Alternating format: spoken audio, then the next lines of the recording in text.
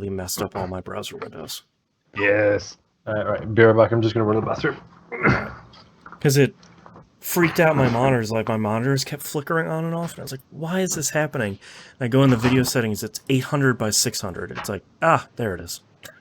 That's the stuff. I'm trying to remember. Is that the one that normally has like that schoolgirl looking vampire on the... Yeah. Okay. The original cult classic one. Yeah, I think I had that because I got it for free on Steam years ago.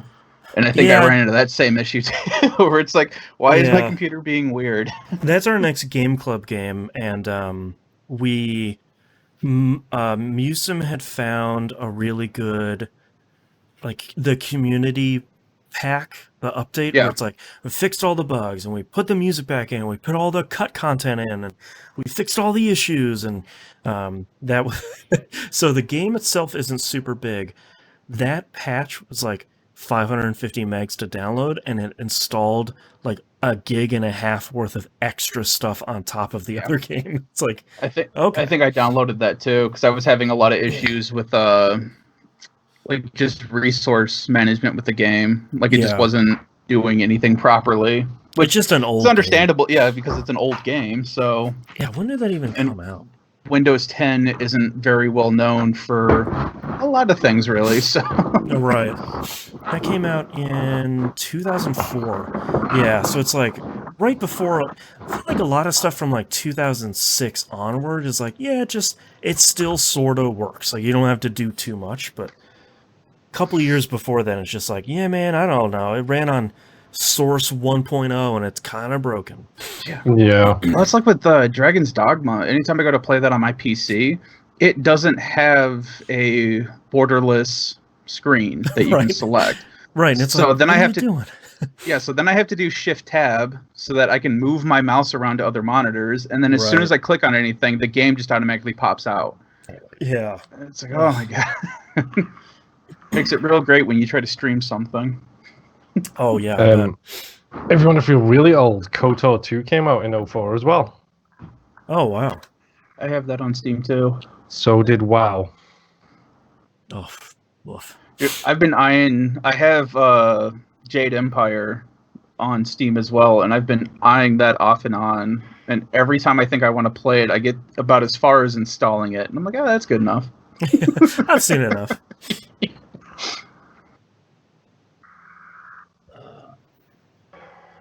Okay, you guys ready to kick this thing off?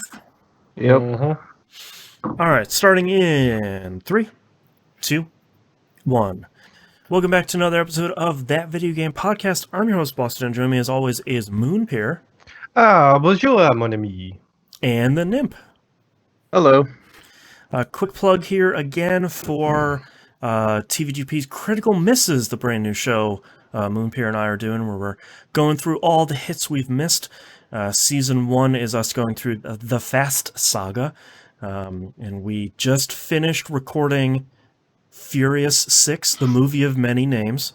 So that one still needs to be edited, but that one is about ready to be scheduled. And we have the first episode available for patrons over at patreon.com/E1M1, the ones are numbers. It's available at the $2 a month level, but the $5 a month level is the recommended one because it gets you everything like Old Dog New Flicks and early access to Outcast, the uncensored pre-show stuff, and it's the whole package. I should call that tier the whole package, but I don't. It's called, I think, my turret Patreon. So patreon.com/E1M1, get all the cool stuff.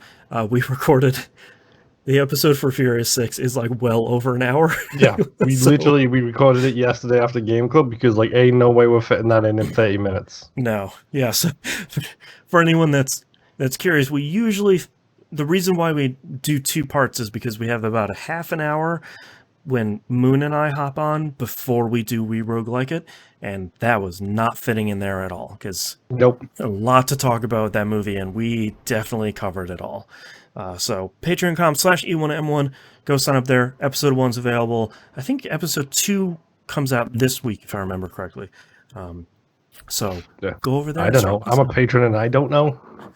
Yeah. I'm both a patron and a host, and I don't know. It would be nice if Patreon would let me at least have like a calendar of upcoming content where you could say like, hey, this thing's coming on Tuesday, this thing's coming on Wednesday. That'd be great. But anywho, let's talk about what you've been playing this past week, Moonpier. Okay, so we're going to start with... which one do we start with? Start with the one that I'm assuming Boston's been playing as well, because he has been for the past 2 weeks, and him talking about it made me want to play it. Animal Crossing? No. Please. We have one Switch in this household. If you think I'm getting even a sniff at my wife's island, you've gone insane. That's right. I haven't even seen that Switch. No. Literally, since she got Animal Crossing, I don't think I have. I've seen the Pro controller that she bought to play Animal Crossing with. There you go. But I've not seen the Switch. So, no, it's 2 Point Hospital. I have a story about this game this week, but I will let you go first. So yeah, you talking about it actually made me realize I should probably keep playing that rather than just play 10 minutes of it and stop. That's right. So I played it a lot. Okay. And I got up to the 4th hospital. Okay. Is that the training one? That's the teaching hospital, yes. Yeah. Yep. So yeah, that's real difficult. That is really, it's super hard immediately because you're like, oh, I'll just hire a bunch of people. No, they don't know anything. Oh no, this really is a training hospital. So like I started out on that level and I literally built 3 GP's offices straight away because I keep running into the thing where, hey, I start with 1 GP's office and then there's a queue of 20 people. So then I have to build a second one and a third one. Yep. So now I'm pre-planning a little bit better. So like on the long, narrow corridor on that map, I had 3 GP's offices, 3 general diagnostics right over the road from it, right over the corridor. I had that main building as my diagnostic building, and then I bought another lot and have that be my treatment building, and then expand as needed and move things around. That's what I do. I have my treatment stuff the furthest possible from diagnostics because basically they go to get treated, and then no matter what happens there, they leave the hospital. So you don't have to worry about them getting grumpy about having to come back anywhere. They get healed or not healed or die, and then that's their final destination. Really? In some ways. Okay. Yeah. Sorry. But no, I started doing that. And I did. It's got the really clever feature, which is you can close rooms. So like I started with the 3 GP's offices, close 1, close 2 general diagnostics. When I started, I didn't have a psychiatry. I didn't have any of that stuff. It was give me diagnostics, give me a pharmacy, so I can your cure basics. some people. Yeah. And I'm just gonna let it roll like that for a while. And anybody who comes in with stuff I don't have the ability to immediately heal, it'll pop up with that message saying, "Oh, this person's got the panhead things." Like, I'm not spending 21 grand just for you to get healed, so you go away from my hospital, please. And I just send them home. I need 2 or 3 people, and then I'll build one. Yeah, so I'm very slowly pandemic but lab. surely, yes. I've slowly but surely started doing that. I'm at that point now where that hospital for me is now a 2-star hospital, and I'm working on getting up to 3 stars, Nice. which takes a whole bunch of research points. Yes. Yeah. So I had a quick check because I thought it would be clever for them to do this. But when you go into the research lab, you can actually increase the number of doctors that can be assigned in that room. Mm-hmm. So I now have 2 researchers in there doing that stuff. Meanwhile, I'm teaching my general physicians. Like I've got 6 doctors, and I'm now starting to specialize. I actually have 12, but I've got 6 doctors who have 3 of them are level 3 general GP room things, Right. and 2 who are level 3 in psychiatry, and then I've got 3 other spare doctors who are 2 and 2. So they have 2 GP, 2 psychiatry. So they can go and cover the rooms, and because you can go into the staff options and you can say, don't ever go into a treatment room. You're a GP or a psychiatrist. That's it. That's all you do. That is your job. Don't go and remove a panhead. That's one of the smartest things they've done in this game, because you can say, I have trained you as a level 5 GP doctor. I only want you working in a GP office because you're not going to be good at anything else. These are the offices you work on, or like your 2-2 guys, where it's like you can work in either one of these, but don't bother going into the clown clinic because you're not good at treatment. I'm gonna train up somebody else with treatment. They'll go over there. They'll be good at that. Yep, and that's exactly what I've done. I've got basically the way I've done it is I've got enough staff to overage one.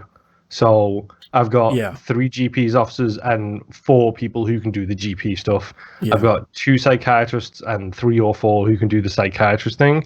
And then I've got like 5 treatment rooms and I've got 4 doctors who can do treatments because the likelihood of having someone need the pan removed and the clown thing and something else done all at the same time is very unlikely. Yeah. So I run one lower on that, and then I do the same thing for the nurses. I've got 2 nurses who specialize in the ward. I've got 1 ward right now, but a ton of beds. So 2 nurses who specialize in the ward. One of them also specializes in diagnostics. So when the nurse who specializes in the ward is on break, the one who's doing diagnostics in the cardio place moves and goes into the ward while the other one takes the break, and then they switch out. I'm starting to fine tune it to try and minimize everything that's going on. Yeah. And also, I did go into the hospital, like the rules thing. The policies? That was what I was going to ask you about, yeah. Yes, to stop them from sending them back to the GPs when the treatment has already been diagnosed. It's like, no, if this is the treatment, go and get treated. Stop going back to the GP just so you can, like, you know, get told to go somewhere else. Because I've now got 4 GPs offices, and there's 8 people outside all of them at all times. Yeah, I actually check all the checkboxes in there, including the one that auto promotes staff. Because it's like, look, I'm going to give you the bare minimum of pay increases anyway, just handle it for me. One of the things that I've been doing lately that's helped me a lot, actually, is for like psychiatry in the ward, you can turn on and off whether you want it to do both diagnosis or treatment, or like one or the other. Yes. I've been building 2 wards with at least 1 nurse in each. One is diagnosis only, and that's in my diagnosis wing. One is treatment only, and that has like 2 nurses, and that's super far away. That has helped my bottleneck quite a bit. Yeah, because it's funny, because looking at my like layout right now, it's like a swarm of ants around the diagnostics section, specifically the GP's office and the general diagnostics, and then everywhere else it's like it's nice and spacious, it's nice and orderly and stuff like that. Here. And it's like cool, everything's running fine, and then I scan back to that original area and just like, oh no, nothing is fine. Something is literally on fire. Do you have the fluid analysis room yet? Just unlocked that today, just before I came up to start recording, which I had to buy. I didn't have to, but I bought another lot right next to the diagnostic building. Yeah. So I can expand it that way, because I've already bought a different lot and half filled it with more treatments next to the treatment building. So I had to buy that and expand that way instead. Yeah, fluid analysis, when you get that machine upgraded, sometimes it will be the only diagnosis place that someone goes to, and it'll get them like 75% by itself. Like that machine is very strong. So I might end up actually building 2 of those then, and I'll have to see if there's a skill specifically for that room. And I also need to check if it's a nurse or a doctor. I think that's a nurse place, and I think that if someone's trained in diagnosis, that's what benefits that room. Okay, so I might just jump on there and do that then. Yeah. But yeah, it's 2 Point Hospital. It's so much fun to play. It's really good. Yeah. And like I'm getting to the point now where I'm like putting hand sanitizer and a coffee machine in everybody's room to keep them a little bit healthier and keep them working a little bit longer, and that has helped a ton. Yeah, hand sanitizer goes in every room for me at this point. Yep. I also unlocked the Gold Star plaque.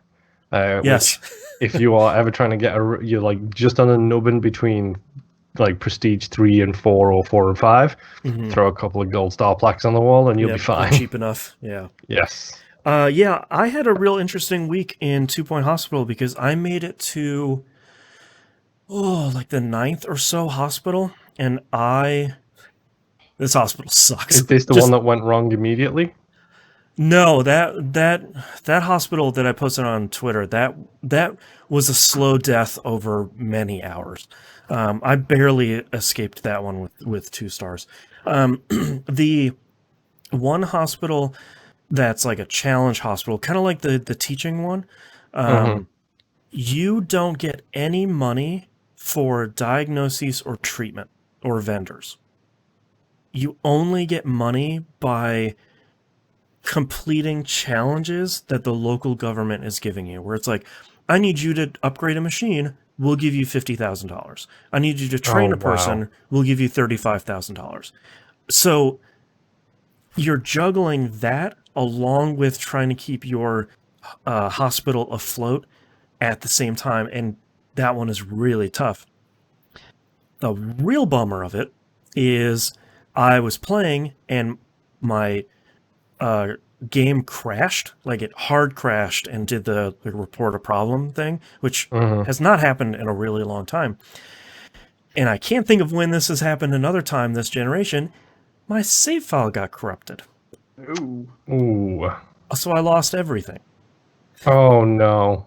So I started back over. 2 Point Hospital experience. You're playing on PC, correct? I'm playing on PS4. Okay. Yeah. Yeah, because there was a known bug where that was causing issues. Yeah. People on the Xbox have solved that by basically, if that happens, you just immediately like disconnect from the internet and do the cloud sync. Sure. Like delete your local save file and sync it from the cloud option. That was the thing I was going to do, but I keep forgetting because I'm library sharing with my wife's PS4. The PS4 that I'm playing on is not my primary PS4. It's hers. So cloud saves don't happen automatically. I don't have a cloud save. Yep. So, but the benefit is those dozens of hours that I've played already, I am motoring through. Yeah, I'm already on the 4th hospital now after a handful of hours because I'm just like, all right, I have GP's office, diagnosis. Like, I've got all my stuff. I've got all the check boxes checked, and I've turning off diagnosis in the psychiatry office because I'm not doing that. Like, got all the stuff figured out, so I can kind of motor right through there. But I was telling my wife that, and she goes, "Oh, that really sucks. So you're done playing the game?" And I was like, Nope. Hopping right back in. Like, I think if you want a better indication, I can't give you a better indication of how much I like 2 Point Hospital, then I've probably played for about 30 or 40 hours, and I'm starting back over pretty happily. The same thing happened to me with Sleeping Dogs. I was going for the 100% achievement, and I got to 98.7%, and then my save file got corrupted on the 360, so there was no coming back from that. Right. And then I played the whole thing over again. Yeah. 2 Point Hospital is really good. I can't recommend it enough for anyone that's listening. It's on Game Pass for PC. Of Theme Hospital. Yeah, and what I think is really interesting is comparing to Theme Hospital. Theme Hospital could be a little bit mean, where sometimes we'd be like, "Hey man, you got 15 people that are just coming on in for this one treatment room you have. Good luck." This 2 Point Hospital at least will say like, "Hey, we've got 7 people that need the pandemic room. You have 1 or in your hospital. You want to bring them in? Here's the benefits. You can say no, and there won't be any consequences." So it's kind of nicer in that regard. And not to mention how user friendly everything is. Like all of the quality of life improvements are insane. Like, here is a pop up. This guy could be promoted, but you need to train him. Yep. And when you do train him, he will get promoted, and these are the benefits they will get. And the difference between like a junior doctor or nurse and one of like the highest ranked ones is insane. Yeah. Like, it's like, I got one janitor who's got 3 different tiers of the mechanic perk, so he repairs stuff. His repair speed is 422%. It's crazy. He goes in there and he like hits walks it with up a hammer to a toilet and just goes bink, and it's done. Yep. It's ridiculous. One of my favorite quality of life things in here is that you're able to copy rooms So like the very first GP's office I build, it's a 3x3 square, and I put all the stuff in there in the perfect orientation, and then I can just copy that. Whatever you want it to be, and then it's just it's like done. tier 3 or 4, and I just copy. And the amount of time that saves is incredible. And you can copy. Same with moving them. Like, because I think my pharmacy was in my diagnostic place at first on this hospital I'm currently on. And I literally was like, okay, I need that space now for this new room I've just unlocked, so I'm just going to pick up that room, move it to my treatment center, plop it down right there, and then immediately replace that room with something else. And it does my favorite thing. You can build the room, and if there's someone there, when you hit confirm, it just scoots them out the way. It doesn't say you can't place it because there's someone standing there. It just literally like ejects them. It's really, no matter what is happening, it gets rid of them. It's really, 2.0 Hospital's really good. It's like currently it's on sale on PlayStation 4 for $29.99 until May 20th. Yeah, it's. I knew I had seen it on sale recently. Yeah, and incredibly, it works really well on controller. Yep. Which is impressive. Yep, like the amount of stuff they've done to this game since Theme Hospital is insane, and full credit to them. I kind of need this right now. Maybe not managing a hospital, but a nice, good simulation management game like this is kind of right up my alley. And it's the right amount of stressful. Like each level isn't a cakewalk. Like you still have to manage, and you're spinning a lot of plates at the same time, but it's never that stressful. It's never, even if you fail a hospital, like I failed a hospital or two where you get minus $300,000 in the bank, it just closes the hospital and you just start back over. It says, no big deal, this happens, just try again. Yeah, and the big thing as well is like like you said, it's always some part of it is always busy, but like right now for me it's like, okay, my diagnostics ward on this hospital is insane and it has that ant nest quality to that section, but that's fine because they can do all the stuff they need to do there, and then they can go elsewhere and take care of anything else. Yeah. So just deal with it. That's fine. I don't care. I've got a prestige level 6 training room here. Go and train. Get everything done so I can move. I'm having issues with the receptionist pod. I stopped building them. It's so finicky. Finicky is the right word for it. It's like, why can't I place this here? Like, whatever. It may be bugged or something right now. I don't know. It needs like so much clearance on every side. What I've actually been doing is at every doorway for treatment wing or for diagnosis wings, I just put a receptionist desk. Yeah. For each building. So like between 2 buildings, I might have 5, but they're never busy, and someone can go on break, and it's not a big deal. Yeah. Yeah. But no, 2-Point Hospital is great. I love 2-Point Hospital. It's kind of what I needed right now. I continue to play Streets of Rage 4. Oh, yeah. I beat the game with Blaze. Nice. I have now unlocked the original trilogy sprites. Okay. For the 3. And I have unlocked Streets of Rage 2 Max original sprite. Nice. So the boss fight you have in this game, spoiler alert, Max is a boss in this game. I have unlocked him as the pixelated version of himself. That's great. I was talking to a friend of the show, Rob, about this, and I'm hoping that if it continues the way it's going, the 3rd unlock for Streets of Rage 2 should be Wheels. Oh, right. That would be really good. So I'm hoping to get a pixelated version of Wheels as like my 3rd unlock. Yeah. So I beat the game with her. Now I just started it as Cherry. Yeah, I played as Cherry a little bit, and that is different but fun. Yes. Yeah. Like, because I mean the thing, like, you're laughing at him, but like the Street of Rage characters always play the same. Everyone does the jump flip. Everyone does the back suplex. A lot of kicking. Yeah, everyone has the same basic moves. She has the same basic strike moves, but her backflip is actually jumping and sitting on their face, and then you don't suplex them. You just punch them in the face a whole bunch, and then do like this Hurricane Rana and flip them over. And she's swinging around a guitar. Yep. Yeah. Her star move is actually her totally doing a Scott Pilgrim and like standing there just going bam, and then these music notes come out and hit everybody. A much heavier feeling swing on her heavy, too. Yes. Her jumping attack is interesting because she can bounce off someone's head. Yeah.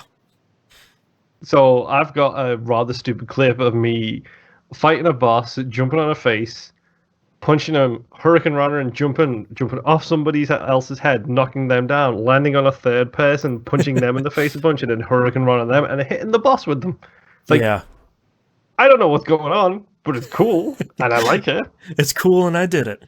Yes, but I mean, so far she's interesting. I'm very curious to see what the dude with the giant robot arms is going to play like. Yeah, because I wasn't expecting Cherry to play any differently, and I keep looking at that fourth guy and be like, yeah, I need to try that dude out. Yeah, hopefully, I wonder if he's just hopefully, because the reason why I played as Axel first is because he's got the most range. Which, from the looks of it, his pixelated thing seems to have even more range than he does. Ooh. So I'm very interested in that aspect. But I'm curious if this guy is just going to be like a Mike Hagar, where he's got huge range and just like downs people in like 3 hits. Yeah, but he can't jump or something. Yeah, I know I'm cross-referencing my side-scroll and beat him upstairs, but that's fine. You get the reference. That's the most important thing. But no, I mean, Streets of Rage 4 continues to be incredible. I got the family reunion achievement, which is hilarious. It's not related to any actual family or people in the game. Have you made it to the art museum level where you're going through the art museum? Okay, then I won't say anything because it's hilarious. But I got that. Played through a little bit more.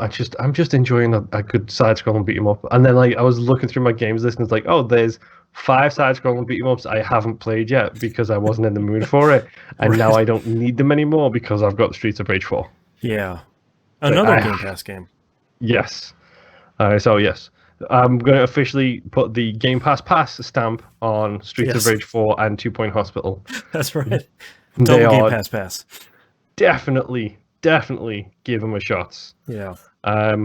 My third game this week, funnily enough, is another Game Pass game called Totally Reliable Delivery Service. Oh, yeah. Now, this is the one that has the humans fall flat physics. This is the one that you can play online. This is the one that is a complete cluster from the second you jump in to the second you jump out. I love it. I like it. It's improved considerably from the fact that my wife keeps just losing it while we're playing it. Because you guys liked Human Fall Flat, right? We did. As weird as this is going to sound, Human Fall Flat feels a hell of a lot more polished than this does. Okay, that's not what I was expecting. Okay. Yes.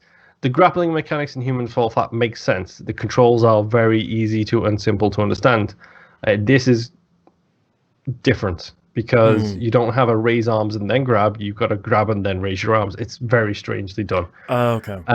It's basically just a big giant open world. You hit these levers on these boxes and it gives you a mission and you have to go and deliver something. And then it'll be like, okay, take this box to this security station, whatever. Or it'll be, this item is fragile. Take it halfway across the map and deliver it to this location. But if you drop it too many times, your gold, silver, or bronze trophy goes down because the fragility is wearing out. It's much more difficult to fly a helicopter in this control scheme. Oh, you don't say. Yeah, I don't. And there's planes and conveyor belts that you have to launch packages into targets which are halfway up a building, and it's just like, jeez. I don't think I ever want to touch this game by myself. The thing that made this fun was the fact that we were basically role-playing as a delivery company, and our friend Em literally created her character and then called her Karen, so you can guess where that went. Wow. Right. And I love you, Em, but you don't get to literally take the box from me and put it in the delivery chute and then claim full credit for the delivery like a Karen would. Yeah. She's just playing a character, man. She is. Yeah. Successfully, because she was constantly complaining about human resources. Perfect. I say it sounds like she's got the character down pat. So Yeah. She does. I will not pass judgment on her character, but she definitely does. Yeah. But she also has to deal with Karens regularly. She has a forward-facing job, very much like me, where you're interacting with the quote-unquote customers. Yes. And they're just complete D-bags because people are monsters. Yep. But no, totally reliable delivery service is fun in the stupidest ways it's fun, and frustrating in the stupid ways that it's frustrating. Very much like Humans Fall Flat and all of these games of this kind. It can be hilarious, and it can be the most frustrating thing on the planet at the same time. Yeah. So play at your will/leisure, but I do recommend you bring a friend along, just so that you can have them hang from the bottom of a helicopter and drop a box into a hole for you. Right. Because why not? It makes sense that way. Yeah. But no, Humans Fall Flat, it's pretty fun. And the final thing I played this week, shockingly enough, is the thing I usually talk about first, is Dead by Friday. The thing I'm talking about this week because we had a bit of a showcase. Justin, Jason, Rob, friends of the show, Jess, my wife, and also other friend Britt showed up. So we had a 7-pack for a 5-man game. I was going to say, that's too many people. Yeah. Yep. First time Britt has ever played. Is the squealer of the group. So it became really interesting really quick when you get 2 people squealing at the same time. Hilarity ensued. But we played private matches, which is you don't gain blood points and nothing like that. It's literally just all of the characters are unlocked. You get every single perk unlocked, every single item unlocked, stuff like that. It's your training ground. Yeah, it's your training ground. You practice whatever. You play it around. You mess around with your friends. We did institute the M rule this week, which is no equipping any ultra rare items, such as the thing that stops the Bing Bong from happening when you play as the Wraith, for example. Right. Just a little bit of sportsmanship. Yes. Yeah. The M rule for a reason, because she's the queen of being a troll sometimes. Right. So the way we ended up doing it was there was just 5 of us. I'd roll a d5. Literally on my phone, I would pull up the dice website and just hit 1d5 and then roll it. And whatever order they were in the party, that person was the killer. Oh, okay. And then we had 7 people.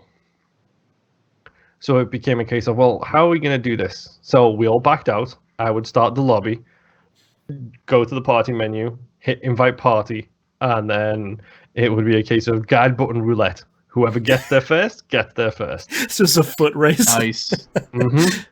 And full credit to T for calling it that, by the way, because it's just like, as soon as I said, you know what, I'll just hit invite and whoever gets in, gets in. He was like, oh, the old guide button roulette. Okay, we'll do that. It's like, clearly T has experience with this. Right. Because I've never even thought of that before, but it works out nicely because anybody who joins in after the fact can spectate because it has a spectate feature in that mode. Ask that. Yeah. That's good. Especially for the new people, like you can sit there and watch what the more experienced players are doing. You can see how they act, how they react, and stuff like that. And you don't have to just sit there and watch your dashboard being like, boy, that match sounds like fun, huh? Exactly. It's really cool. So we had a pretty good night. Played all the way through until like 12:30, and then I had to call it because the game was starting to get a little funky with its slight minor issues here and there. And also it was 12:30, and I was exhausted, so I went to bed. And then everybody else pretty much stayed up and played Call of Duty. So it went Dead by Friday, Call of Saturday again. There you go. So went pretty well. Had a whole bunch of laughing. Again, if you're interested in Dead by Friday, feel free to hit me up. It doesn't have to be a Friday. We can play whenever. If you are new to the game, don't be afraid. We can teach you. We can show you the way, young Padawan.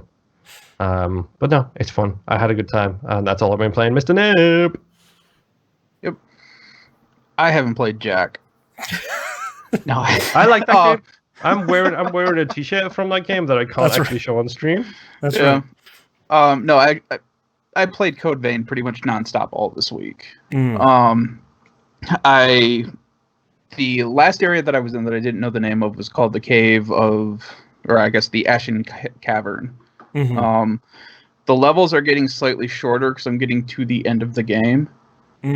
So some of them you've got maybe 20-30 minutes in it, depending on how you go. And then I a think couple it's of taking the inverse of a JRPG, where it's like, no, the dungeons are getting shorter the longer you get in.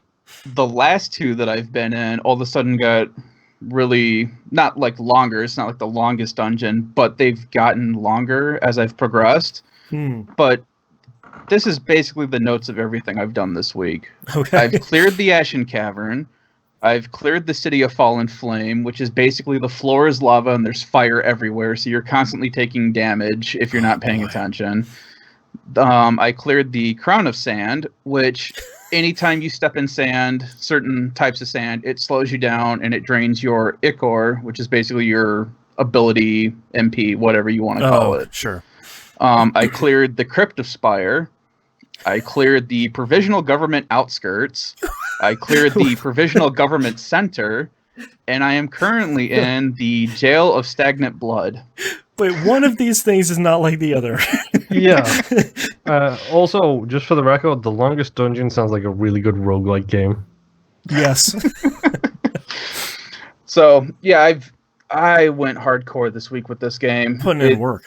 Yeah. I also have there are depth maps. So on top of just the regular areas that you can go into from the hub, there are also depth maps, which are just tiny little dungeons that you can go into, so you can do like item grinding and stuff, and they've got their own bosses and waves and stuff like that. The old item world.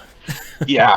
And I think I have unlocked the last depth that you get in the game, and I just received the 3 DLC depths, which a buddy of mine had told me don't even bother looking at those right now because you are not ready for that. Oh, yeah. And I said challenge accepted, and got halfway through one of the DLC maps and could not do anything. Oh, yep. So I was like, well, I got further than I expected I was going to get, but yes, I will not be doing this right now.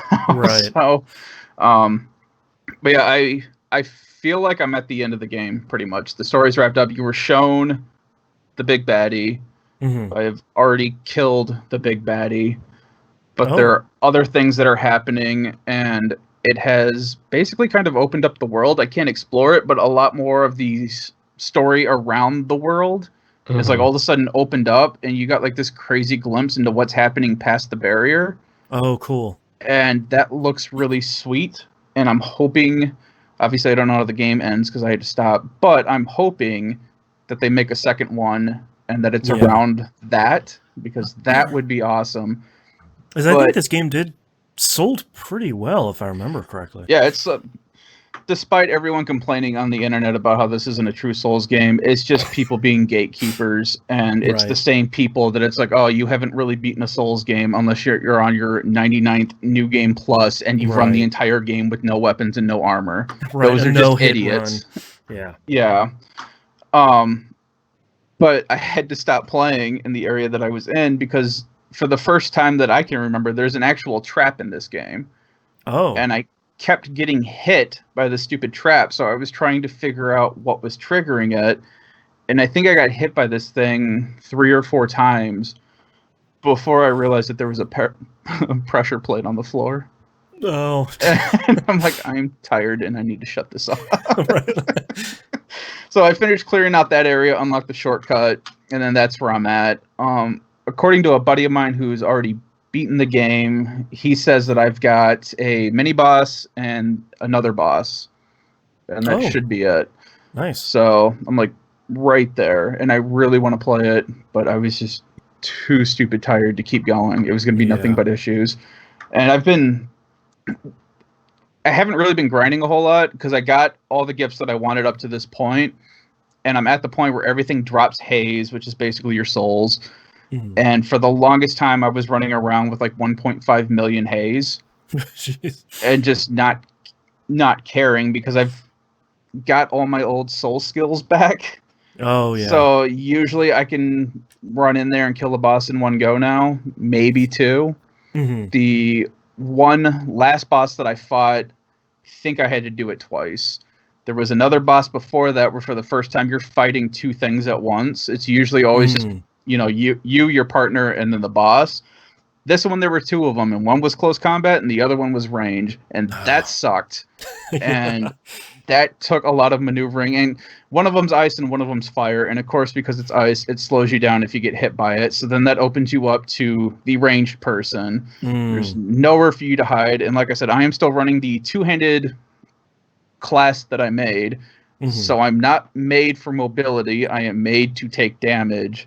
But there is only so much damage I can take. So I'm going to beat that this week. Yes. And I kind of have the itch and might jump back into Bloodborne afterwards. I don't know. Oh, there we go. Yeah, because I'm pretty far into that and I need to beat that still. Yeah. But the reason why I've been so short on games this week is because the PS4 version of Minecraft came in for my kids. For my kids. You don't really have to write it because I didn't play it. But basically what's been happening is my kids don't have their own accounts on the PlayStation. So my son has been using my wife's account, and I didn't think about this until my daughter said that she wanted to play. I'm like, well, crap, I'm not making you an account either. So I've been letting her play on my account so they can both play online. And it's awesome to see how much this game has changed because my kids have only been playing the 360 version.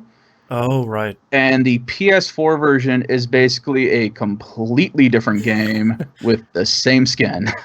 So that's super cool for them, though, where it's like, here's Minecraft. Everything's new. Have fun. Yeah, they both spent about a good hour and a half making their own characters because they have a create a character in there. So my daughter was in there messing around with that, trying to make the perfect little mermaid-looking character. And then she got bored of that and decided to model a character after herself. So, yeah, I'm like, whatever, kid. I don't care. Yeah. But yeah, and then they had, for the first time, they actually had somebody come into their own game because they just left it open. So there was just another person in there that was just helping them build, and they didn't chat or anything because I don't let them chat online. No, God, no. Yeah, exactly. Jesus. But I mean, like, they were just helping each other out, and the person built them this big house and got them a bunch of furniture and stuff and gave them a wolf or something to mess around with, and so they were real happy. Here, I gave you a box with holes in it. Oops, it's a wolf. But since they've been playing that on my account as well, I can't play my PS4, so I switched over to my Xbox One, and I have realized that I've beaten pretty much every game on my Xbox One right now. Let me tell you about a little thing called Game Pass. No, I'm not looking for new games right now because that was the other thing too. I did look at Game Pass, but I was like, nothing really looks terribly interesting to me, you know. Then I looked on the store just to see if anything was on sale, and I swear I spent like 2 hours just looking at video games. I'm like, none of this looks interesting, and it's not that it's because it's on Xbox. It's because anything that I wanted to play, I already have on the PlayStation, or I have already bought it and I've already beaten it. So it's like it is a wasteland right now for me. And I didn't necessarily want to buy a brand new game. I was just seeing what was on sale. So looking for a $20 thing instead of a $60 thing. Exactly. Yeah. So what I ended up doing was playing Lost Odyssey. Oh, there you go. This game, even though the aspect ratio and everything is old, and it still emulates the 360 on your Xbox One, which I think is really funny that I can pull up the Blade system on my Xbox One. Yeah, that's the stuff. Even with all that, this game still looks fairly decent. Yeah. And the voice acting is not that bad. But I did not get terribly far into it because I had a bunch of real life crap that I had to take care of. I actually started streaming it the first time and could only play it for half an hour because then my parents' car broke down and then they called me, so I had to go help them fix that. That was a fun thing. There you go. But yeah, so I am at the point where they are going to send me to the magic staff. Which I think it's really funny that they keep calling it a staff and they keep making it sound like it's an actual staff that you hold. It is not. It is this massive facility in the middle of this ocean that you go to. And I remember this because I've beaten this game. I just never beat the DLC for it. Right. Yeah, because that DLC like spikes in difficulty real fast. So just think it's funny that since I've already beaten this game, I already know who the bad guys are.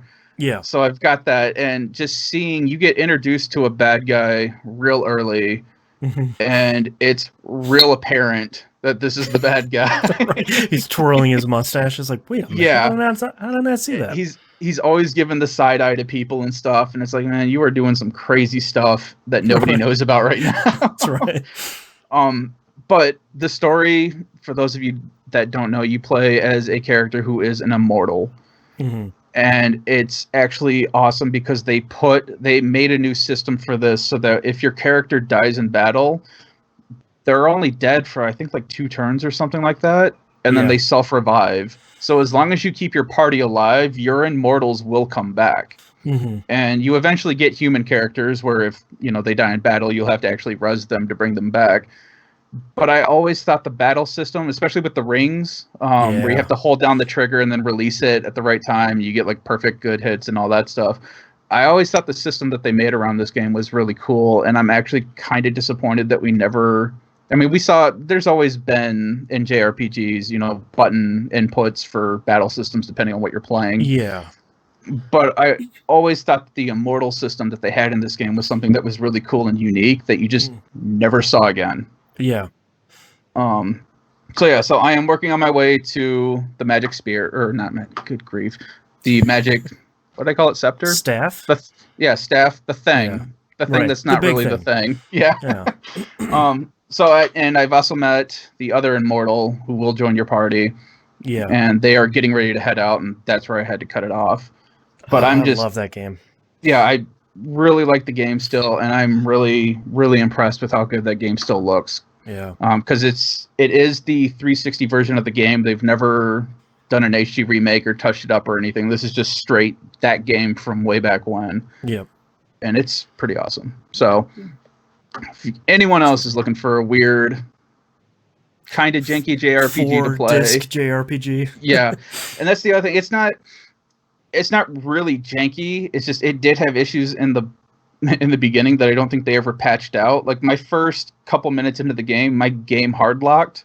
Oh wow! And I don't know if that was an emulation issue, with the Xbox One and the 360, because I haven't played that many 360 games on the console.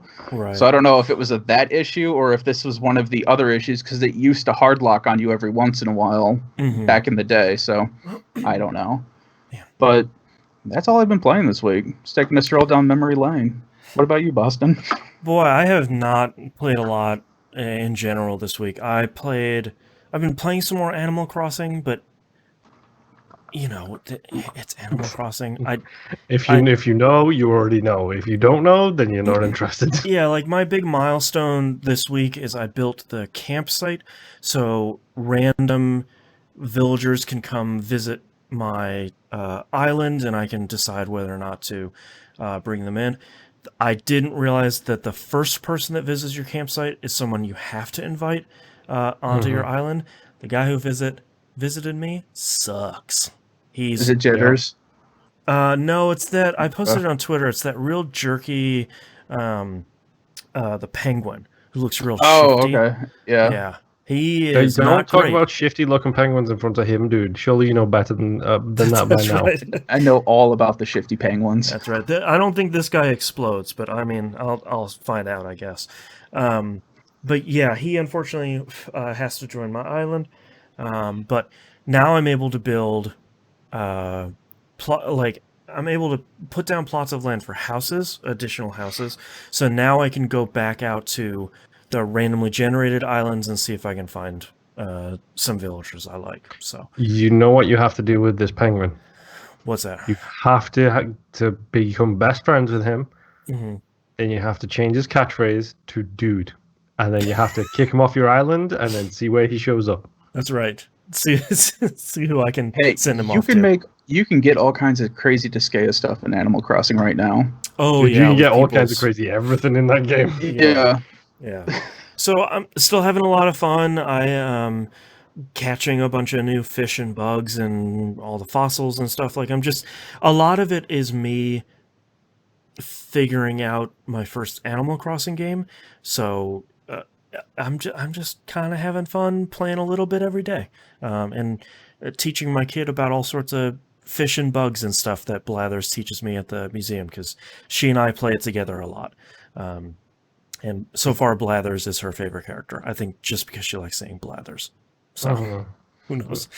Wait until KK Slider shows up. But is like she enjoying watching it, like, and seeing all the cuteness going on at the same time. Yeah, and she likes directing me to do certain things where it's like, hey, there's a hole over there, don't forget to dig it so you can get a fossil, and like, hey, you need to clean up the beach because there's a lot of shells there, and it's like, okay, sounds like some proper super management there. Yeah, she's really project managing me, and it's pretty impressive. I didn't realize you named your daughter Tom Nook.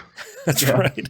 She does like Tom Nook a lot. She especially likes Timmy and Tommy, the two raccoons. She likes the two raccoons, which is what she calls them. But you're gonna go against her will, and you're gonna hear something snap in the background. Probably. But yeah, I'm having fun. Again, I don't want to talk about it too much because everybody is, but I'm having a good time with it.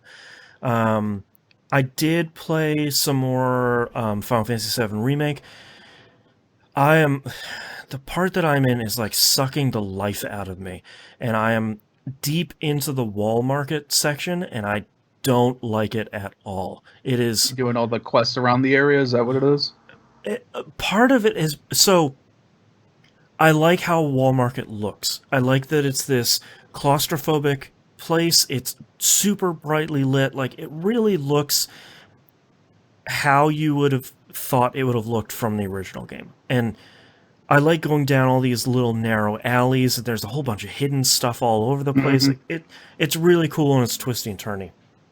But the first quest you have to like go meet the three people to get their approval takes so long, and I'm like running from one end of this twisty turny place to the other to go talk to someone and say like, I'm not interested. Go talk to this other person. It's like, oh my god. So yeah, there's just so much. Like, this is probably the first place I've felt in this game where I feel like the extra stuff is too much right now. But I did just unlock the Coliseum, and you go through all those fights, and those are really good. And I just fought Hell House, which was an incredible boss fight. Number one, nice to see that thing back. Number two, nice to see it's just as difficult as it was in the original game.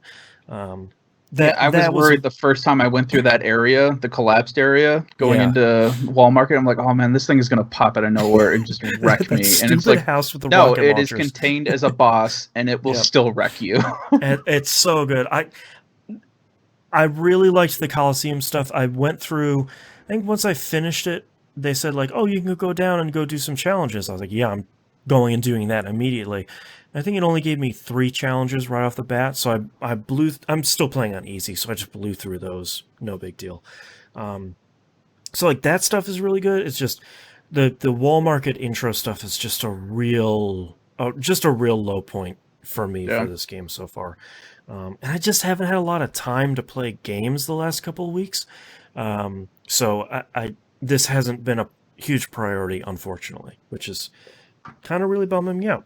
Honestly, I think the biggest issue with that area is just that it's not so much that it has a lot of quests; it has a lot of sequenced quests where it's like, oh, you've beaten this mandatory part here. You know, you've beaten quest 1. Here's quest 1A. Here's 1B, and that that kind of, because it doesn't really do that in any of the other, parts of this game. It's just this one kind of where it feels like there's a bunch of stuff in here, and it's just you running around. Yeah, and from a storyline perspective, it makes a lot of sense because you have these 3 main players in the wall market that you need to interact with to get to Don Corneo. Like, it's still the same thing as the first game, so I'm not spoiling it for anyone. Yeah. So it makes sense that you kind of have to. It's the graduation of what you did in 7, where it's like, yeah, you're gonna do some random stuff around town, and you had all the pieces for Cloud's dress, but now you have more storyline behind it. Yeah, it's just a lot all at once. So, Madam M's personality is pretty awesome. It's pretty great. Yeah, and Chocobo Sam's voice actor is just chewing the scenery on that. He's the most southern actor. Yeah, he sounds like he's straight out of Red Dead Revolver, and it's awesome. It's really good.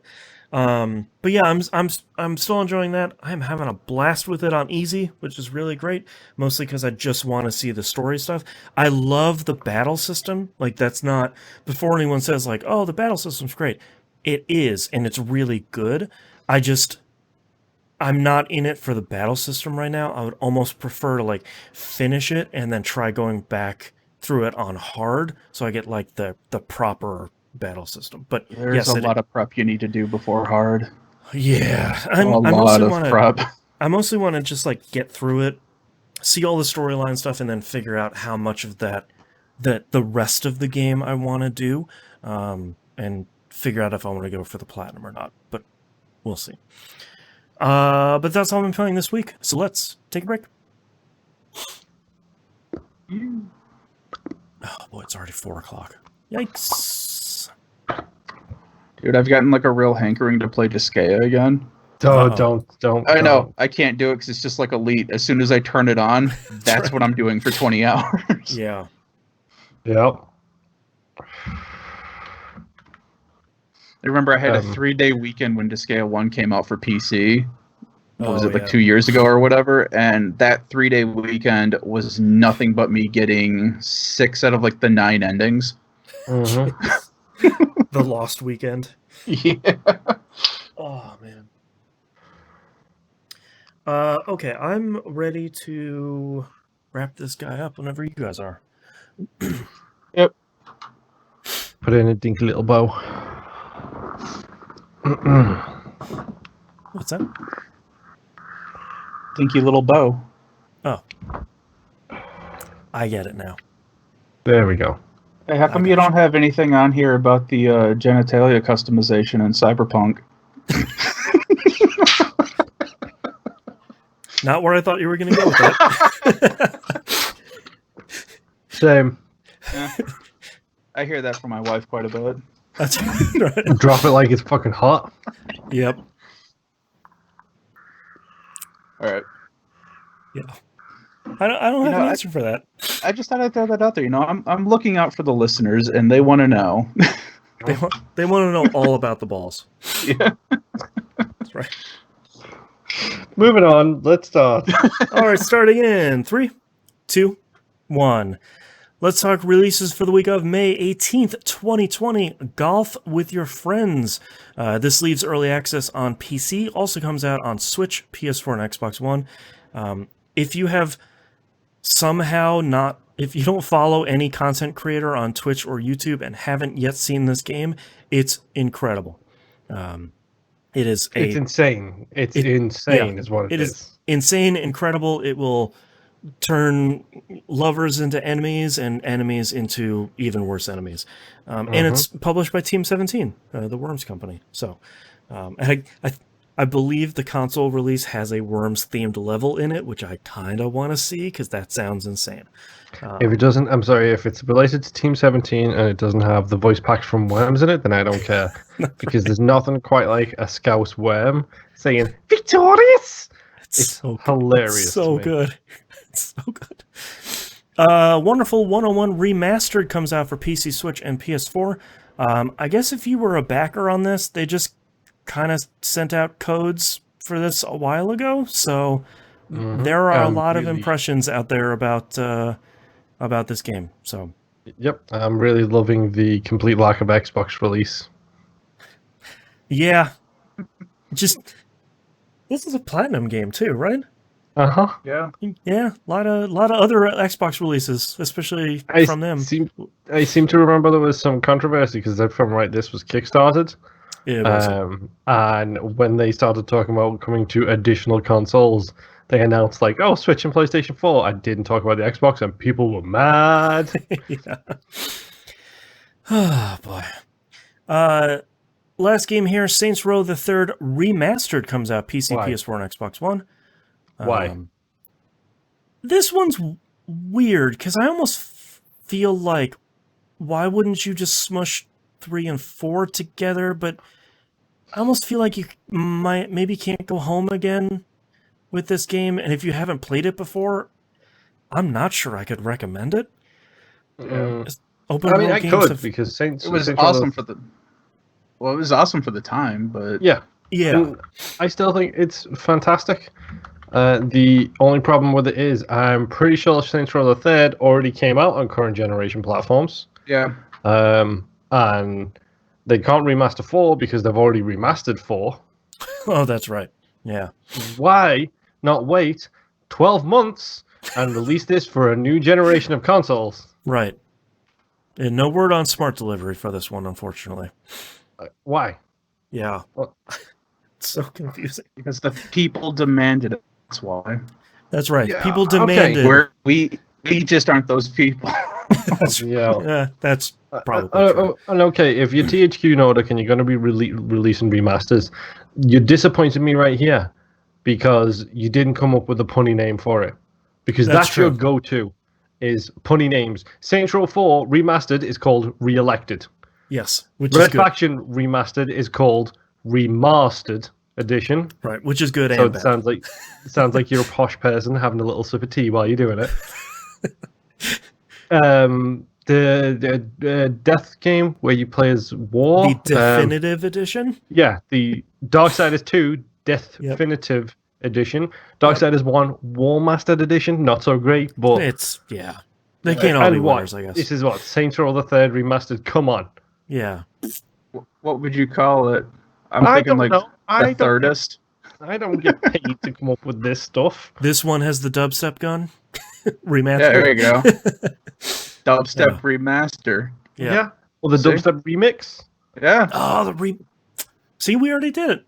Send the check in the mail, THQ Nordic. We know you got the money. You have all of the video games in the industry. So Yes.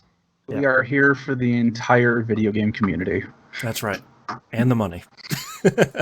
Yes. All right, let's talk about news stories. Jeff Keighley's Summer Games Fest announcement. First 2 big ones happened this week. First one was Epic showed off the Unreal Engine 5 tech demo on PS5, which, number one, was really weird because they're like, yes, it will run super well on PC and PS4. And Keighley's like, cool, what about PC and PS5? Keighley's like, what about Xbox Series X? And they're like, yep, PS5. It will run super well over there. And eventually they're like... AKA, Sony give us a buttload of money to talk about the PlayStation 5 here. Yeah, there was something weird, but like the next day, Epic's like, yeah, it's going to run on PS5. Why? And it's like, oh my God. Okay. I would highly recommend people go watch. It's like an 18 minutes demo or something like that. It's very heavily focused on triangles and tech and audio and all that stuff. A lot of really, really super impressive stuff. They have like the 2 systems that they're working together is Nanite and Lumen. Lumen is their sort of global illumination technology. Nanite is the scaling geometry stuff. The whole thing is really great. The audio is super fantastic. They explain all the tech. The thing that I thought was super crazy about this was some of the stuff near the end, where they took an asset they imported directly from ZBrush with no additional work. They just imported it straight into UE5 and it reacted to lighting and audio and physics and all that stuff immediately. That was super cool. And then like they open a door and they're like, yeah, and here's 500 of them. It's just like, oh, okay. No big deal. So yeah, Unreal Engine sort of putting in a lot of work again. Okay. Can we also just get out the way here? Yes, this was a great showing, and yes, technically this was good for PlayStation because they paid to have their name attached to it. Sure. And yes, after Microsoft's stumble, we'll say, the other week with their stuff. Last week, yeah. It's very smart. Yep. Can we also just say, Unreal Engine is not specifically for Sony. Stop saying, haha, Xbox owners, this is all for Sony. Like, if you don't understand engines, just don't say anything. Like, it will run on PC, PS5, Series X, probably Xbox One, and PS4. Run on everything. If they don't say Xbox and they specifically turn around and say, "Yeah, it'll run great on PlayStation," what about PlayStation? Yeah, it will run great on PlayStation. Right. They're doing PS5, that one, because they have a check that has 6 zeros after it to say that. Right. And the one interesting thing that Epic came out with this week's that they're kind of putting their money where their mouth is by saying, "Hey, when Unreal Engine 5 comes out, we're moving Fortnite to it." Like we're going to eat our own dog food with this one, and if it really, we're saying it puts out pretty serious improvements, so we're going to move one of the largest games in the world over to this new engine. We'll see you there. They also announced a bunch of licensing stuff that helps indies and stuff like that. They had a whole bunch of really cool announcements alongside, but UE5 looks really great, sort of out of the box, which I think UE4 had a little bit of a hard time with, where it's like, cool, like, yeah, it just looks like another Unreal Engine game. But that's just because they were too busy getting sued by that guy over the UE3 stuff. Now that that's all done and dusted, hopefully they should focus on the new engine. That's right. Dennis Dyack? Was that Dennis Dyack? That was the Dennis Dyack one, yeah. Okay. With the whole Two Human X-Men Legends thing. Yeah. Boy, what a blast from the past that one was. The second Summer Games Fest announcement is Tony Hawk's Pro Skater 1+2 Remastered. They're doing a good remaster this time, where they are putting all of the courses from both of the games in it, unlike the last time they did it, where they just picked a couple here and there. This will be coming out on PC. It's an Epic Games Store time exclusive, coming out on PS4 and Xbox One. Create a Park will return from Tony Hawk 5, which is a thing that I forgot because rightly no one played that game. Local split screen is going to be coming back because there was a really cool thing where they said this doesn't happen in games anymore, and it's sort of an important part of the Tony Hawk franchise, so we're going to make the engine work with that. Vicarious Visions is doing it. They have access to the original source code for the PS1 game, and they're using that as the framework for the game to make sure that it feels the same, and then kind of modernize some of the stuff. Like they'll be putting in manuals that didn't come in until... Yeah, I've already seen a revert in there, which didn't come out in until 3 either. Yeah, so manuals was 2, reverts was 3. Okay, so they're like putting all that additional stuff that is sort of part of the Tony Hawk games that wasn't in the original stuff. And most importantly, the majority of the soundtrack is returning. There's I think it's like 3 or 4 tracks they couldn't get. One of them is Bring the Noise, which is kind of a bummer. But they got the majority of the soundtracks for both of them, and it honestly it looks good. Like it looks like they just sort of just did a remake of those, and as long as it plays well, it's $40 for the 2 games, and it seems pretty good. Could this be the game that renews the faith in the Tony Hawk name after the colossal problem that was Tony Hawk's Pro Skater 5? I think they could if they put this out and then they stop for like 2 or 3 more years. Like you can't take this engine and be like, all right, coming out in late 2021, Tony Hawk 6. It's like, nope. Who's putting this out again? Vicarious Visions and Activision. So do we really think they're going to take a break? Nope, they definitely will not. They'll use this engine on mobile. They'll use this engine on... It will be... Yeah. I'll say, depending on how this sells, you may not hear the name Tony Hawk again for another 6. Right, they're just going to kill Tony Hawk. You failed another game. Oh, man. All right, and last news story here. Sony did a 20-minute state of play for Ghost of Tsushima for just full-on gameplay for the entire thing. Did either of you guys watch that as well? Yes. Nope. Okay. I liked the Infamous games. This game hasn't really grabbed me yet. Like, all of it looks fine. It cinematically looks cool. I don't think the fighting looks super great on video. I'm sure it feels fine when you play it. It's just one of those games that every time they they showed it, and thankfully they showed only gameplay this time. There's something about it that's just not grabbing me. But it looks like they're pulling from a lot of different franchises. Like I was getting Witcher vibes, I was getting Assassin's Creed vibes, I was getting a little Souls vibes with the different, stances and parrying and stuff like that. So it looks like they're doing a lot of different things, but the game looks beautiful. It sure does. From what they were showing, yeah. And some of the systems that they have in there look pretty cool. Like with the navigation, where you don't know where you're going. Hey, you can pop up this thing, and the wind will blow to show you, what direction to go in. Guiding wind or something. Like, yeah, it's something like that. It's like a natural idiot line where it's like, just go over here, and it's like, oh, thanks, wind.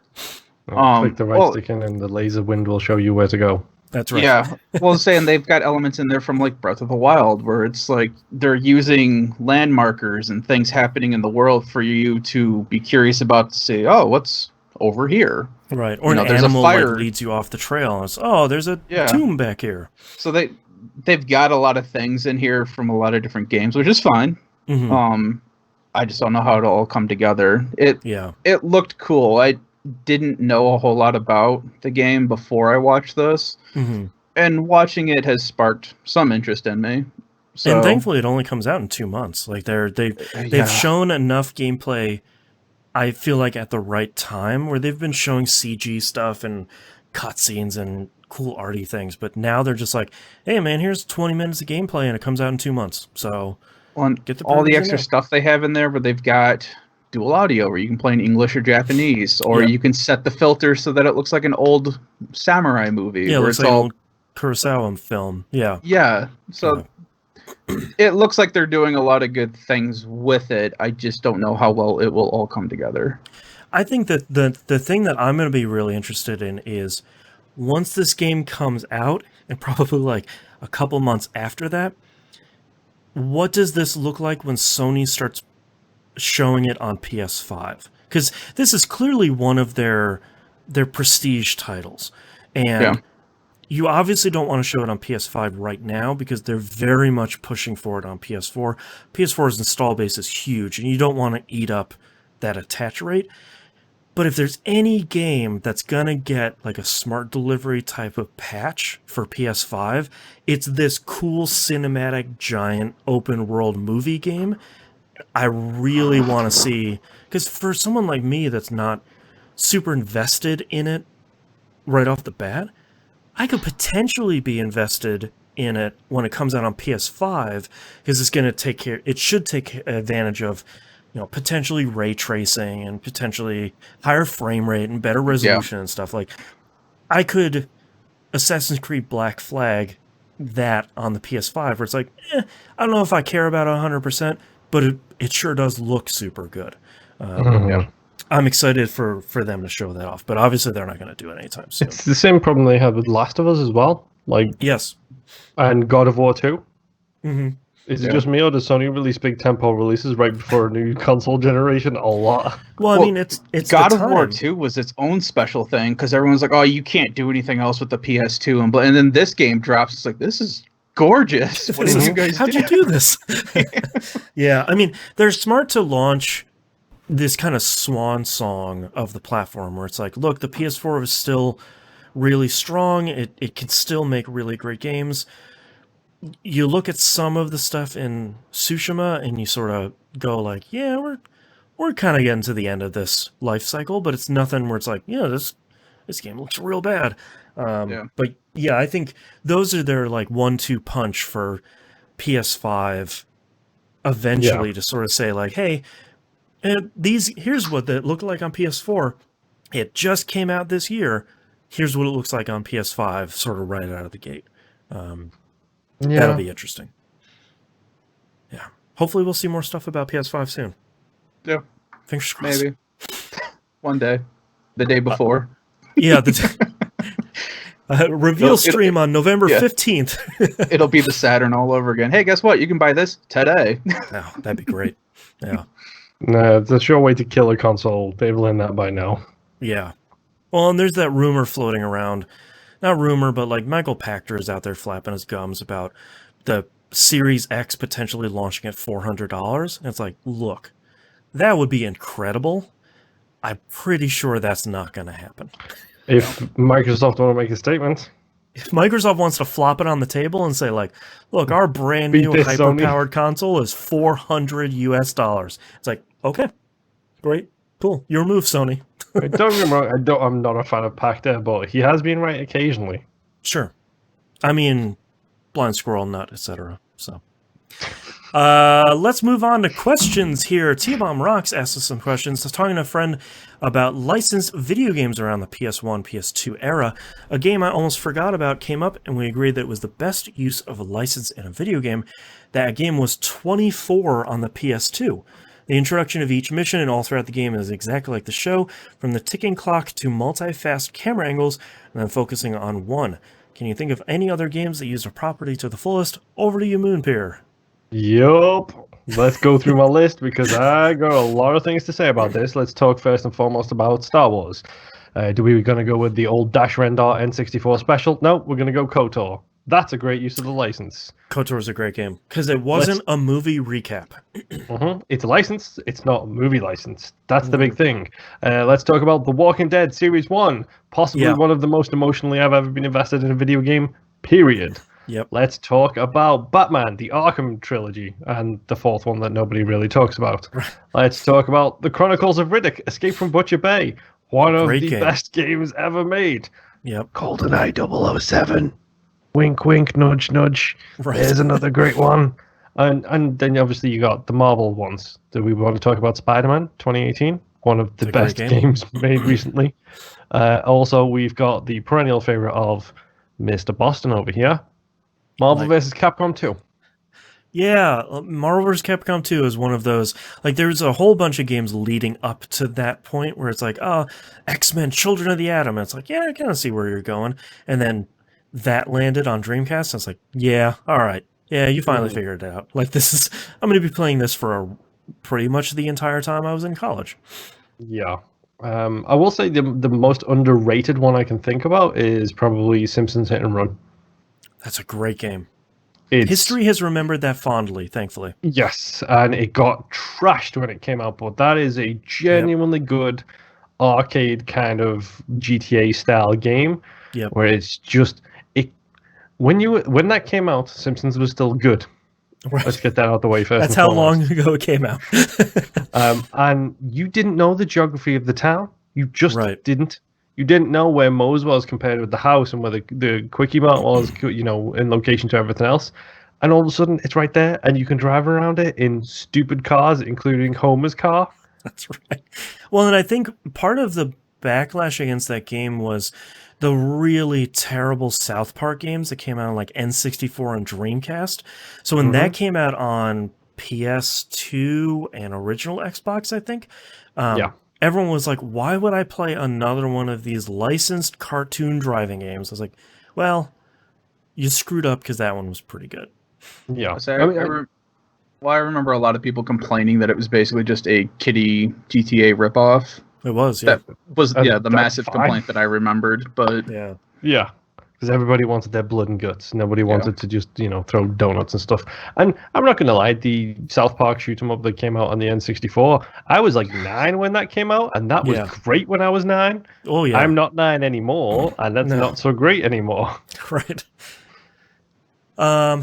I feel like we talk about the Lego games so much that they're not even really licensed things anymore. They're like 2 or 3 licenses. That's a double header because that's a double license and they're still great. Yep. God, what else lately? A lot of the visual novels out there. Yeah, Jimbo Jangles asked, does Alien Isolation count? Yeah. Yes. I'd say 100%. That's licensed property. There was that... This is a really weird one. The Mummy Demastered. I was going to say that. I was just thinking about I'm going to wait for a break and I'm going to mention The Mummy Demastered because that's one of the weirdest licensing games ever. Yeah, and it kind of worked. I bought that yesterday. It was in the store on sale for like $11 or something. Dude, it's really good. So when we recorded Game Club, we really liked the game, but we had like this laundry list of little issues throughout the game. I forgot about this. Literally the next day after the episode came out. Oh, the patch hit. I remember that. They put out a huge patch. They fixed literally all of those complaints. It's like, okay, Cool. So, yeah, that game is Good really timing. good. Yeah. I mean, sports games are sports games. They are going to be what they're going to be.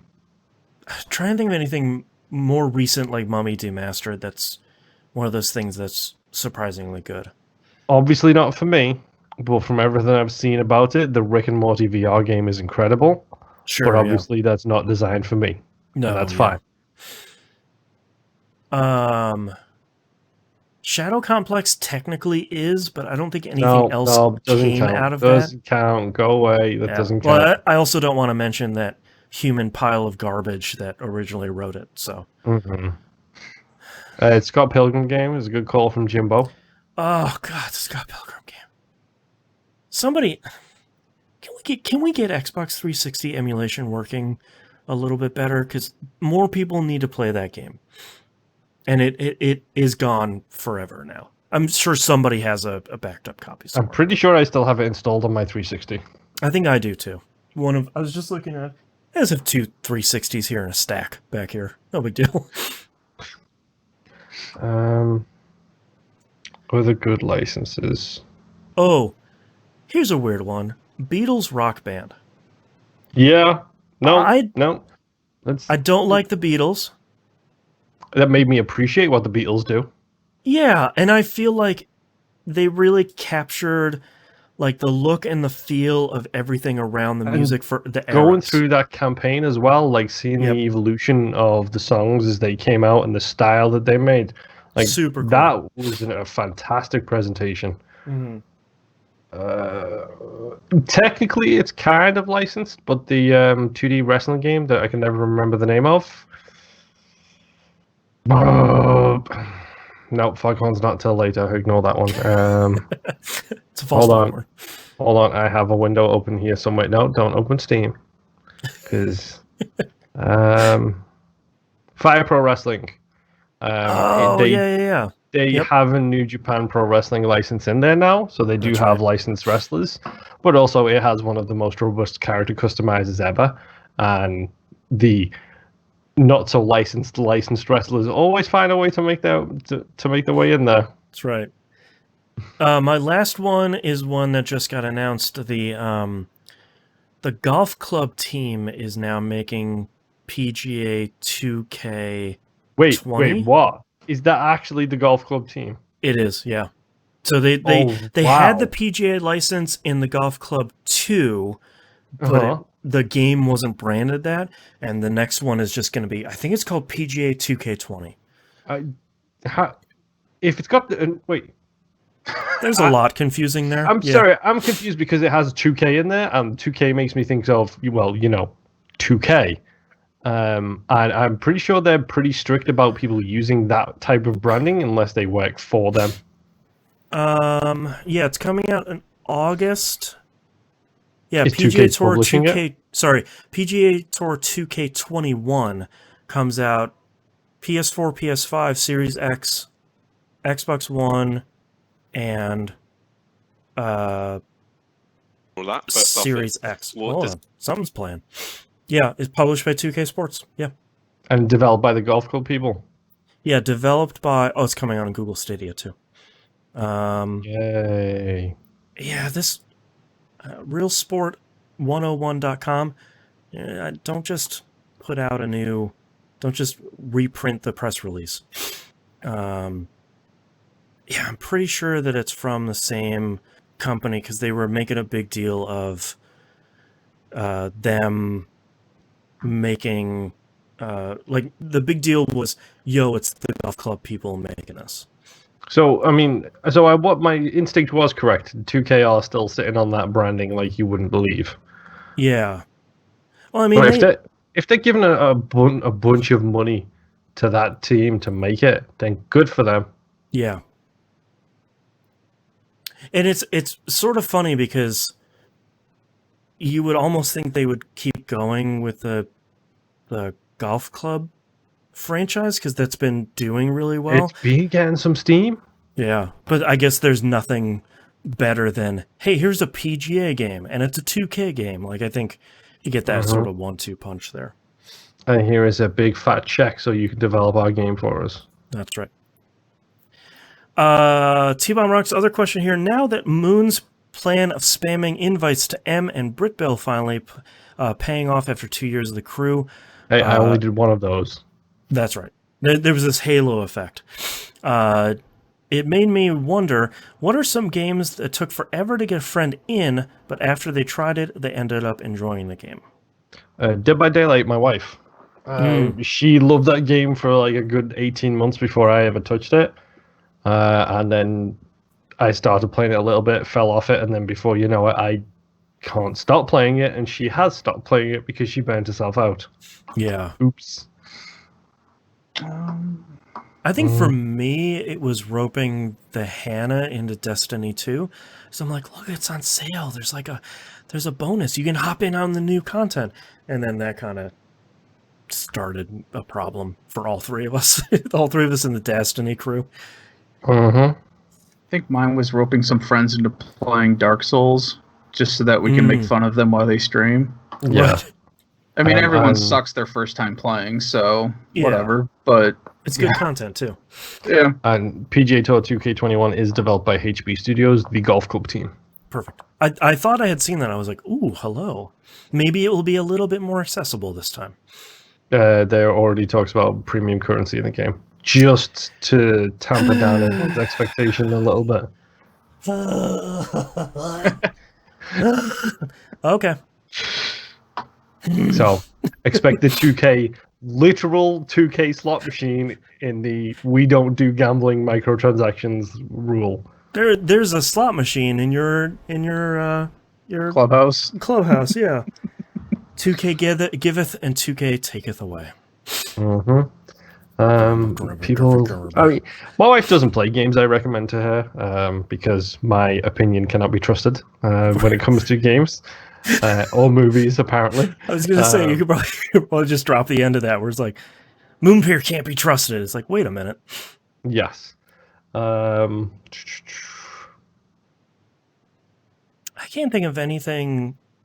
Have you guys roped anybody into the massive problem that is Elite Dangerous? My wife. I have, yeah. But yeah, we don't talk about that. We don't talk to them anymore. No, we just don't talk about the game whose name shall not be spoken. That's right. I think it's like heroin for some people, where it's like, no, man, I'm not interested, and then you get them like, here, I bought you the game, try it out, and then you don't hear from them for a week. It's that free trial of World of Warcraft in 2006 where you're like, oh no, it's got me. Well, I mean, it's like Boston got me into Isaac. Like, you are responsible for me playing that game. I'm responsible probably for Rob and T playing Dead by Daylight because they did the same thing I did, played it, bounced off it, stopped, and then all of a sudden we're getting into it. And The Binding of Isaac, too. Yes. Yeah. Honestly, I think we should use the power of persuasion and get Boston to play Elite Dangerous. Man, I can't. Because the funny thing is it would 1000% be one of those games for you. And that's why I can't. And you can watch it with your daughter. And you And can teach her about space. Yeah, that's great. She loves space. Plus, you can watch stuff while playing the game. And if you're doing long hauls, you can probably edit podcasts while you're jumping between systems. You can watch Bubble Guppies while I'm in space. Be great. Exactly. I'm just saying it might be a good fit, you know? Might be. Who knows? We'll never know, unfortunately. So, do you want to get him the HOTAS or do you want to get him say. Son of a... Only one of you knows my address. Yes. Oh, good. Cough, okay. Cough. Wait, no. Boom. I'll talk to you later. Okay. Sounds good. No! Oh, man. All right, on that note, that's our episode for this week. Thank you so much, everyone, for listening. If you'd like to visit us, you can do so at tvgp.tv. Everywhere to find and follow us on the right-hand side of the page. Patreon.com/E1M on the ones or numbers. Critical Misses, Old Dog New Flicks, Outcast, Early Access to We Rogue Like It. There's so much stuff that I keep forgetting stuff on that page. Patreon.com/E1M1. Come join us on Discord server. I don't always do a great job of promoting that. We have the best community on the internet. I don't want to hear anything to the contrary. They're all over there on the Discord server. I just opened a channel for channel for Animal Crossing. So if you want to share your turnip prices on the stock market, then you can do so over there, and we'll visit each other's islands and do something. I don't know what. I didn't realize how many people we had playing until you opened that, and then just like everyone came out of the woodwork. I didn't either. Someone had said like, "Hey, we should open that channel." I was like, "Yeah, man, sure, why not?" There's like 2 or 3 of us, and there were way more of us than that. So, good. Thank you. Go check out my wife's museum. It's cool as hell. Go to her island and visit it for a little bit. I know you did some exploring while she was playing something else. Yeah, she invited me over to her island because I needed. It was the Stardust event. Yeah, stars, and I think I some fruit, maybe a bunch of stuff. She had a whole spread out of very generous gifts for people during the meteor shower, and I thought that was very nice. Merchandise. There's a link to our merch store on the right-hand side of the page, and I think that's it. So we'll see you all next week. Bye bye. Now you're getting better. See you guys later. Oh, boy. All right, what? Ooh, we're running out of time. All right, Nimp, hit me with your titles. You might be. I have the movie of many names. A Sniff of My Wife's Island. Crazy. Yeah, it's like the most non sequitur, but I really can't, I have to veto that one. You know, I've told you before, I don't say these out loud just so that they cannot be vetoed. I say them so that they are in history at the end of the show. Yes. I appreciate it, and it's such a good non sequitur. I think I've got a veto one today as well, so we're all good. Okay. Yeah. Their Final Destination. Jeez. Boo. Don't go into the clown clinic. That machine is very strong. This is ... different. The M Rule. Yep. Guide Button Roulette. Yep. Shifty Penguins. Moon Can't Be Trusted. Wait, no, that's not the title. And Bubble Veto. Guppies in Space. There you go. Moon, what do you have? Also, Jimbo Jangle says probably a veto, but flop it on the table. Sadly, yes. That's the one I have. Okay. Double veto. Healed, not healed, or dead. Mm-hmm. This hospital sucks. A little bit mean. Bink and it's gone. The Emerald Guide Button Roulette. Haven't played Jack. The Longest Dungeon. Shifty Looking Penguins. Dude with 2 O's. Kill Tony Hawk. Flop it on the table, and The Power of Persuasion. I think our lawyers would probably have to veto Kill Tony Hawk as well. I have role playing as a delivery service, the M Rule and Guide Button Roulette. Honestly, for me, it's either M Rule or Guide Button Roulette out of those 3. I really like Flop It on the Table. I know it ain't gonna get chosen. My vote is for Guide Button Roulette. I think that's a really fun one. Mm-hmm. Yeah, sounds good to me. Okay. Well, let's circle it. Easy. All right, let me know when you guys are ready. I'm going to steal that, so yes. No, I don't know. Who knows? I'll fucking think of something. Damn it, I swore. Austin. At symbol 2 hours and 24 seconds on my timeline. 59:44. I really love how we go from one swear, realize it, to swear again. It's just Moon, like this whole arrow, F-bomb. And a GD right after it. Circle. Oh, I thought you only said damn, but okay. I don't know. I might have got away with a GD.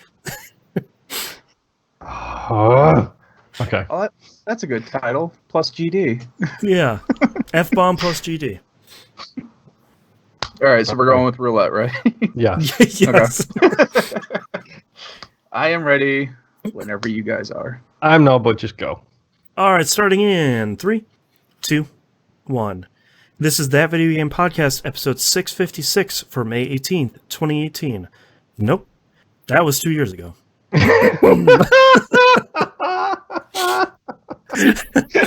Can we change the title to Nope, that was 2 years ago? Oh my god. All right. Hey, Jimbo, knock that off, Jimbo. Hey, you can trust Moon. Take 2, 3, 2, 1. This is That Video Game Podcast, episode 656 for May 18th, 2020. Guide button roulette. Round and round and round it goes. Bets are off. Nobody wins. Oh man. Okay. We knew when we started We Roguelike It this week, earlier today, this is going to be a real punchy. weird day. And it definitely was. Jesus. All right, thank you so much. Ton of people in chat hanging out, chatting and watching us live. Always happy to see Jimbo Jangles. We've got Chris H in there as well. Thanks so much. I hope we'll see you guys next week. Bye.